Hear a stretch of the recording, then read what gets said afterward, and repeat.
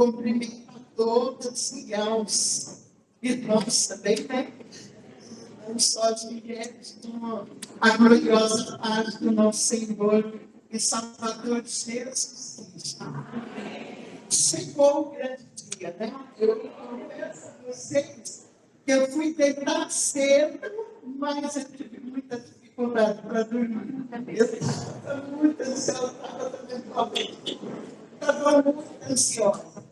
E durante a semana, preparando a mensagem, eu já chorei, eu sou muito chorona, tá? Quem não me conhece, é próprio da minha natureza, né? Eu choro por qualquer coisa. Mas preparando todo o material, estudando, orando, pedindo o direcionamento do Senhor, eu senti muita presença do Senhor. Então, eu tenho certeza absoluta, gente, não tenho dúvida. Glória a Deus, vai fazer uma grande obra em nossas vidas. Portanto, a partir de agora, esquece suas preocupações, deixa as ansiedades de lado, deixa tudo de lado e foca em Deus. Aproveita esse tempo, porque Deus vai falar com você.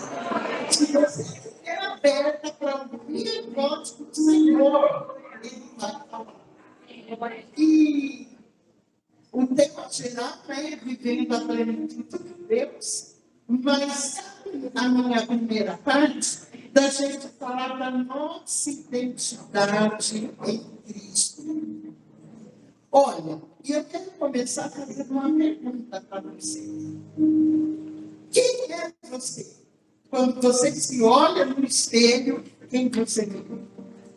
Ou quem define você? Quem é você? Será que é uma posição? Será que é um nome de família? Enfim, o que te define? Como você se vê? E aí, quando a gente para pensar quem nós somos realmente, quando a gente está com a gente mesmo, a gente se olha no espelho e fala, quem é essa pessoa que está refletindo ali? O que passa dentro da minha mente, do meu coração, que só eu sei? Como você se vê? E como será que as outras pessoas te veem? E como será que Deus, quando Ele olha lá do céu para você, quem Ele enxerga? O que Ele pensa sobre você? Você já parado para pensar nisso? De se confrontar diante de Deus? Ou será que Ele enxerga? Ou será que a gente dá ouvidos às vozes do mundo, né? As vozes contrárias que dizem assim, mas você não é uma mulher de Deus. Imagina, você faz coisas que não deveria fazer, você promete que não vai fazer mais, mas depois faz de novo. Quem é você lá em casa? Quem é você na fila do supermercado? Quando alguém passa na tua frente, quando você está com pressa e alguém te dá uma rasteira ali, como que você reage? Quem é você quando ninguém está te vendo? E aí volta a pergunta. Será que Deus está interessado em você? Quem já não pensou isso? Será que Deus me enxerga mesmo? Será que Ele sabe meu nome? Ele sabe quem eu sou? Quando a gente vai à palavra, a gente vê que Cristo, Ele redimiu a mulher. Na época de Jesus, as mulheres não tinham voz, as mulheres não podiam andar sozinhas na rua, tinha que ser acompanhada. O homem não podia falar com ela, mesmo sendo marido na rua, não podia conversar com ela. Quando ela tinha muitos filhos, o homem andava na frente e a mulher vinha atrás arrastando aquele monte de filho, que era um monte, né? Naqueles dias não tinha como se evitar a gravidez e era ela que arrastava aquele monte de criança. O marido andava na frente. E ninguém não podia abrir a boca, não podia falar com ninguém, ele não podia tocá-la em público. Havia até um ditado entre o povo judeu, que eles diziam assim: é melhor rasgar a Torá do que ensinar uma mulher a ler. Gente, esse era o conceito da mulher. A mulher não tinha voz, a mulher não tinha espaço, a mulher não era nada naquela sociedade. Aí vem Jesus, e Jesus ele olha aquelas mulheres que eram desprezadas às vezes pela sociedade, né? Como a gente vê a Maria Madalena, que disse ela tinha 7 espíritos, né, malignos. A mulher de Jesus libertava, ela passa a ser uma seguidora dele, né?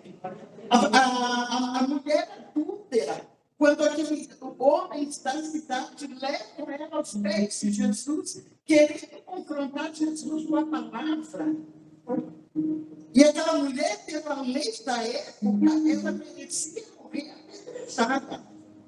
Agora, quando a gente lê a história, não aparece o adúltero, né? Não aparece. O homem podia adulterar a mulher tinha que morrer apedrejada. Jesus olha para ela, né? Primeiro, né, fala com aqueles homens, né? Quem não tiver pecado, que atire a primeira pedra. E aí, começando mais velho, ele vai, deposita a pedra no chão, aí os outros também, e vão embora. Aí Jesus vira para ela e fala assim: mulher, cadê os teus acusadores? Se eles não te condenam, né, vai. Gente, olha como era Jesus, como ele lidava com as mulheres. A Maria, irmã de Lázaro, Jesus um dia passa na casa deles e Jesus está lá ensinando e está um monte de homem, né? Os discípulos que seguiram ele, e na sala de onde ele está ensinando está um monte de homem. E a Maria se assenta aos pés dele para ouvir.